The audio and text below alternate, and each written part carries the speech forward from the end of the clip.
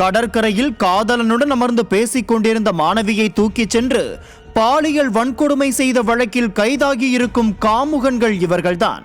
கன்னியாகுமரி மாவட்டம் நாகர்கோவில் பொன்னப்ப நாடார் காலனி பகுதியைச் சேர்ந்த இளைஞர் ஒருவர் 12ஆம் வகுப்பு முடித்துவிட்டு நீட் தேர்வுக்கு ஆயத்தமாகி வரும் மாணவி ஒருவரை காதலித்து வருகிறார். இந்த நிலையில் இருவரும் சொத்தவிளை கடற்கரை பகுதியில் இரவு நேரத்தில் அமர்ந்து பேசிக் கொண்டிருந்தனர். அந்த சமயத்தில் அங்கு வந்த இளைஞர்கள் இருவர், உன் காதலியை எங்களுடன் அனுப்பிவை, எவ்வளவு பணம் வேண்டுமானாலும் வாங்கிக்கோ என கூறியுள்ளனர். இதனால் அதிர்ச்சி அடைந்த அந்த காதலன், அண்ணா, நாங்கள் இருவரும் காதலர்கள், எங்களை விட்டுவிடுங்கள், வேண்டுமானால் நான் பணம் தருகிறேன் என்று கூறியதுடன் அவர்களது வங்கிக் கணக்குக்கு 10,000 ரூபாய் அனுப்பி வைத்துள்ளார். ஆனாலும் போதை தலைக்கேறிய அந்த இளைஞர்கள் காதலனை தாக்கிவிட்டு அந்த மாணவியை தூக்கிச் சென்று பாலியல் வன்கொடுமை செய்துள்ளனர்.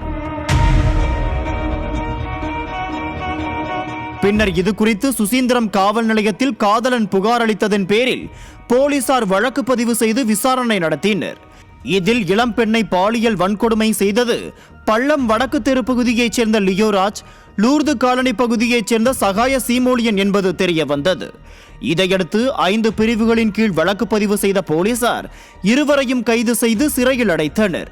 கடற்கரை பகுதியில் இரவில் காதலனுடன் அமர்ந்து பேசிக் கொண்டிருந்த போது மாணவி பாலியல் வன்கொடுமை செய்யப்பட்ட சம்பவம் பொதுமக்களிடையே பெரும் அதிர்ச்சியை ஏற்படுத்தியுள்ளது.